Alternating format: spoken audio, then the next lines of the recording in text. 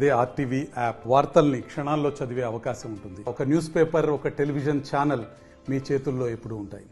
ఈ సృష్టిలో తల్లి ప్రేమను మించింది లేదు. అది జాతి, మతము, కులము అనేది ఏది ఇక్కడ చెప్పడానికి లేదు. అయితే తాజాగా జగిత్యాల జిల్లా కేంద్రానికి సంబంధించినటువంటి గోవిందపల్లిలో నరేందర్ అనేటువంటి వ్యక్తికి సంబంధించినటువంటి ఆవు దూడకి జన్మనిచ్చింది. దీంతో మేత కొరకు ఆవు వెళ్ళింది. పాల కొరకు ఆ దూడ అరవడం స్టార్ట్ చేసింది. చెల్లించిపోయినటువంటి నరేందర్ ఆ దూడను ఆటోలో వేసుకొని ఆవు కొరకు వెతికాడు. వెంటనే తమ లేగదూడను చూసినటువంటి ఆవు ఆటోకి సమానంగా పరుగులు తీస్తూ మురిసిపోయింది. తమ యొక్క లేగ దూడ కోసం పరితపించిపోయింది. అక్కడి వరకు, ఇంటి దగ్గర వరకు కూడా వెళ్తూ పరిగెత్తుతూ అందరినీ ఆశ్చర్యపరిచింది, ఆకట్టుకుంది. దీంతో ఔరా అనిపించింది. సృష్టిలో తల్లి ప్రేమకు మించింది లేదు.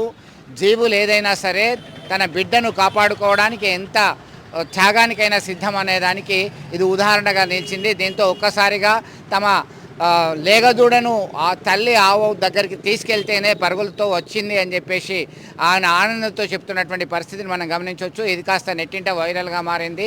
తల్లి ప్రేమను మించింది లేదు. నిస్వార్థంగా తన బిడ్డలని పోషించడమే, తన బిడ్డల బావు కొరకి ప్రయత్నం చేయడమే ఏ తల్లి అయినా చేస్తుంది అనే దానికి ఇది నిదర్శనం అని చెప్పి చర్చించుకుంటున్నటువంటి పరిస్థితి గమనించవచ్చు.